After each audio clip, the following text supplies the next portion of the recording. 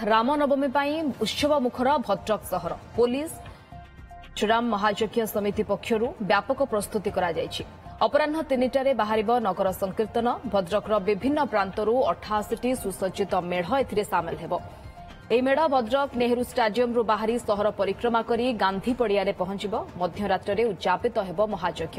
ସେପଟେ ପୋଲିସ ପକ୍ଷରୁ ମଧ୍ୟ ବ୍ୟାପକ ବ୍ୟବସ୍ଥା କରାଯାଇଛି। 27 ପ୍ଲାଟୁନ୍ ଫୋର୍ସ ନିୟୋଜିତ ହୋଇଛନ୍ତି।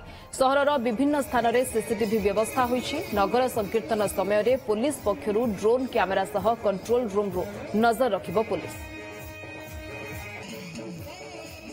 ପାର୍ଥସାରଥୀ ନାୟକ ଭଦ୍ରକ ପ୍ରତିନିଧି ଦାଶଳକ ଆମ ସହିତ ଯୋଡ଼ି ହୋଇଛନ୍ତି ସମ୍ପର୍କରେ ଅଧିକ ଆଲୋଚନା ପାଇଁ।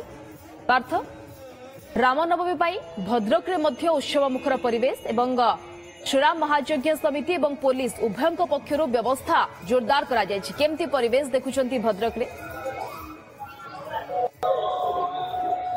देखो भद्रक आज संपूर्ण भाव में गेरुआमय उठी देखा आम बर्तमान अच्छु भद्रक गांधी पड़िया दिन बढ़िया सहित श्रद्धा संख्या बढ़ी बढ़ी चली तो निश्चित भाव में रामनवमी और नगर संकीर्तन भद्रक एक स्वतंत्र परिचय थाए। आम बर्तमान ऐतिहासिक गांधी पड़िया अच्छु गांधी पड़िया श्रद्धा संख्या बढ़िया लगी। आम सहित जड़े पुलिस सदर अच्छा कथा आज रामनवमी केमी पालुच।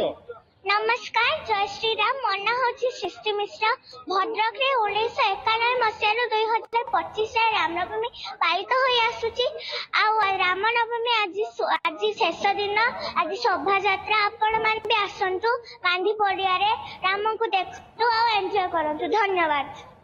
सर कौन कहे आज जेपर उत्साह समस्त जो अपराह 3टा नगर संकीर्तन बाहर बर्तमान रूपरेख कौन अच्छी आम देखुलु गतकाल राति भद्रक सहर झलसी उठिला एठी एबे आउ से रामनवमी कहार इंगित होनी राम को आज्ञा हो एवं यह एक राम उत्सव नाम रे परिणत हो जाइए। आज सारा ओडिसा रो लोक माने आछुं याकू देखिया पई आमे जहाँ भावुचु परिकल्पना होची 20-30 लाख लोक आज समागम हेबे। विभिन्न प्रज्ञापन मेढ़ प्रत्येक गोल अनुकोण दाशलक दृश्य आप गांधी पड़िया भद्रक देखाउथले छोटू आरंभ कर बड़ समस्त भितर उत्साह रही रामनवमी नहीं। धन्यवाद पार्थसारथी नायक।